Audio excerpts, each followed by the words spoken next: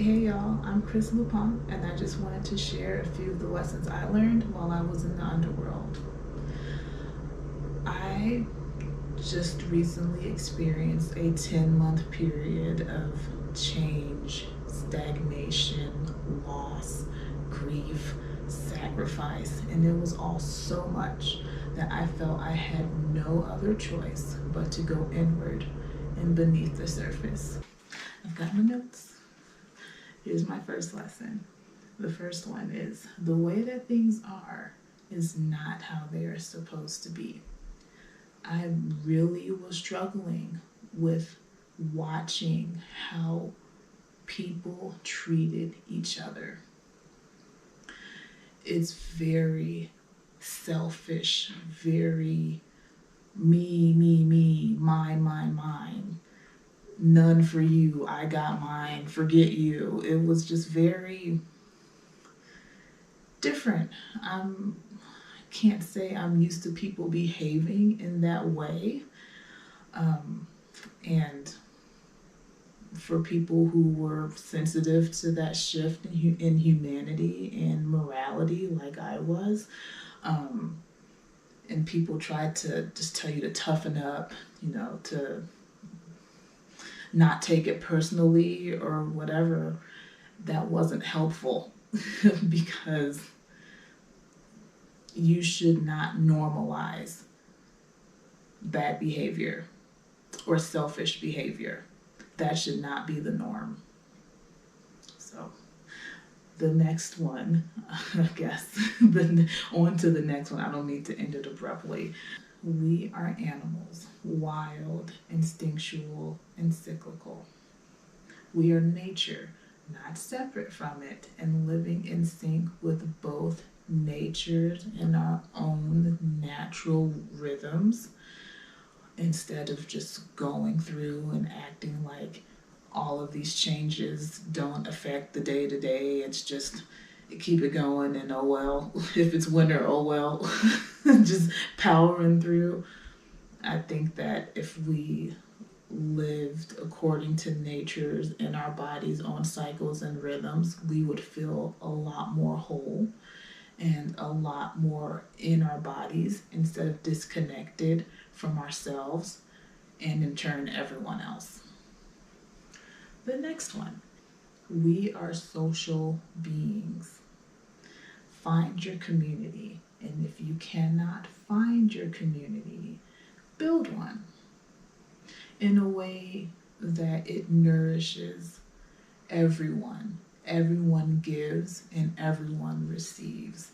That way it's whole, it's a cycle, it's contribution, it's community, it's building, it's working towards something together instead of having to feel this isolation, this separation. Connect with your ancestors, not only your blood, but the mountains, the stones, the trees, the soil, the rivers, the fire, the plants and animals. They were all here before we were. They've kind of got it down. We're still stumbling and trying to figure it out. Learn to lean on your ancestors. Learn to connect with them. Learn to channel them. They're here to help you. Pay attention, tap in, pay attention to your surroundings. Get to know the plant people, get to know the animal people in your area.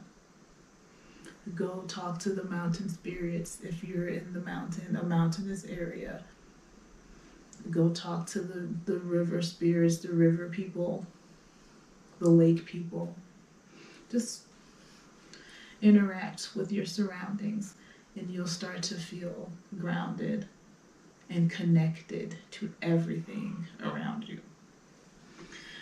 And the final one is give back to your mother, Mother Earth. She provides everything for us, absolutely everything. She provides it for us. And humans have just taken. It is up to us to give back to our mother. We have to. She needs to be supported. She needs to be held.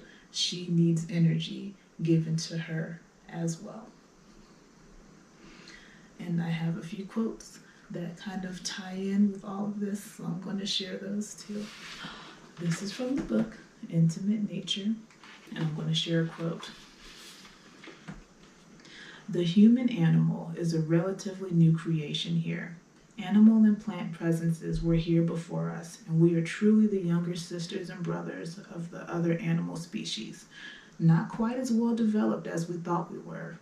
It is through our relationships with animals and plants that we maintain a way of living, a cultural ethics shaped from an ancient understanding of the world, and this is remembered in stories that are the deepest reflections of our shared lives on Earth.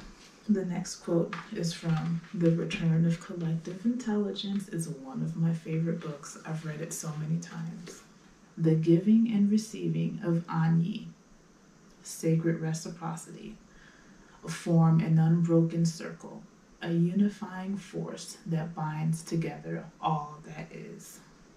Reciprocity is a crucial concept that appears again and again when we look closely at collective intelligence. Defined as to give and take mutually, it's at the heart of traditional spiritual beliefs based on the understanding that because we are all part of a greater whole, we cannot take from Mother Earth or from one another without giving back. We are biologically, psychologically, and spiritually designed to collaborate with Mother Earth. And these reciprocal exchanges are the basis of life. For example, breathing. You take in and you give. Okay, the final quote I'm going to share is from the same book. My grandfather showed me how to control my powers of perception and how to sharpen my senses and make them more accurate, like the arrow from a hunter's bow. He taught me the art of rhythm and the secret of joining my consciousness to the great gods of the unseen world. He taught me not to fear them, but to work with them as helpful guides who would sharpen and broaden my perception, not only of this world, but of the whole cosmos. Thank you for listening to the things that I brought back from the underworld. I know it wasn't anything groundbreaking, but I just felt that I had things I wanted to share, and I hope to see you again in the next video.